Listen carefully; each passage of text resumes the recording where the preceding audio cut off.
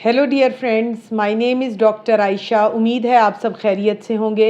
आज मैं यहाँ इस टॉपिक पे बात करूँगी कि अगर एक बच्चा ज़ाया हो गया है, एक हमल ज़ाया हो गया है, तो अगला हमल किस टाइम पर करें, कितने वक्फे के बाद हम अगला बच्चा कर सकते हैं। ये एक बहुत आम पूछे जाने वाला सवाल है। बहुत सारे पेशेंट्स जिनके 1 या 2 एबॉर्शन हो चुके हों, वो बहुत ज़्यादा परेशान होते हैं और उन्हें ये लग रहा होता है कि हम जो है किस तरह से बेबी को प्लान करें कि हम तो जो बच्चा कर रहे हैं वो ज़ाया हो रहा है और नेचुरली ये एक ट्रॉमा भी है।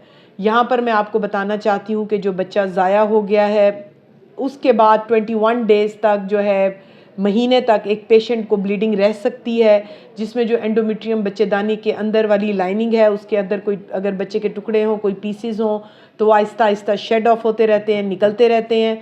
और जो बच्चेदानी है उसको भी कम से कम 1 मंथ जो है वो चाहिए होता है कि वो अपनी जगह पर वापस आ सके। हालांकि अगर बच्चा छोटा भी है, नेचुरली अगर वो 2-3 मंथ्स की एक अर्ली प्रेगनेंसी है, तो उसमें भी बच्चेदानी को अपनी जगह पर वापस आना ज़रूरी होता है। यहाँ पर मैं आपको थोड़ा सा गाइड करूँगी कि आम तौर पे 3 से 6 महीने का गैप ज़रूर लेना चाहिए, लेकिन इसमें पेशेंट की अपनी मेंटल हेल्थ बहुत ज़रूरी है। बहुत सारी पेशेंट जो है इस चीज़ को बहुत ज़्यादा टेंशन के साथ, स्ट्रेस के साथ लेती हैं, उनकी ज़हनी हालत ठीक नहीं होती।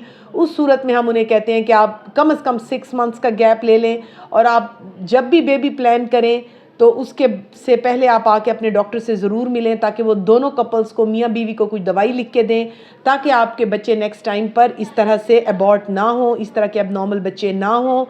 इसमें टैबलेट फॉलिक एसिड एक नुमाया गोली है।